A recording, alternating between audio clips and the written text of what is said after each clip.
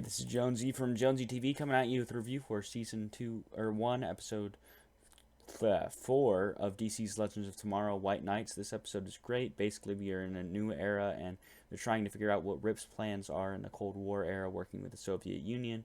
And we figure out by the end of the episode that his plan is to make a new Firestorm. And there's some great drama that goes down. Basically, Captain Cold and the Atom pair up and they try to investigate the scientist who has information on his plan, who's working for Savage, and basically there's some hilarious scenes where Brandon Roos, Ray Palmer, is trying to get information. He's unsuccessful, and then Wentworth Miller's Captain Cold basically just takes over and basically gets all the information he needs off of her, and it's really hilarious. And there's some good one-liners like "Bone Me Giddy," and it's hilarious, and that's really awesome. In this episode, we also see that Firestorm is the characters Stein and Jax are really start to build up a rapport, and we basically figure out that the reason Stein doesn't want him to risk everything is because he's afraid that Jax will die, like Ronnie did. Rip's whole basically running away from the Time Masters comes up this episode as he meets with them in the woods, and Kronos tries to kill him, and in the end, Mick comes to help him out, and it's a very cool moment.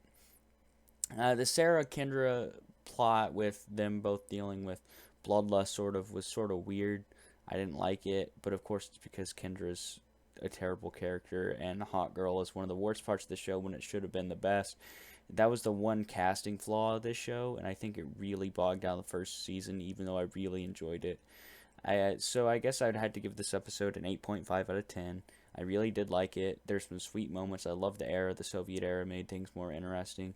There's some awesome prison scenes with, I believe this, was it this episode with the prison? I'm not sure if it's this or the second part, but Ruth, Ruth and Wentworth's performances were great, and basically the whole team being divided and leaving us on a cliffhanger, not knowing how they're going to get them back, was a great way to end. And the second part of this episode is fantastic too, but I'll bring you that review tomorrow.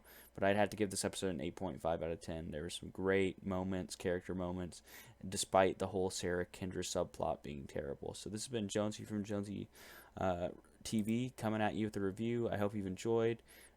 Remember to like and subscribe for more reviews. And this is been Jonesy from Jonesy TV signing off.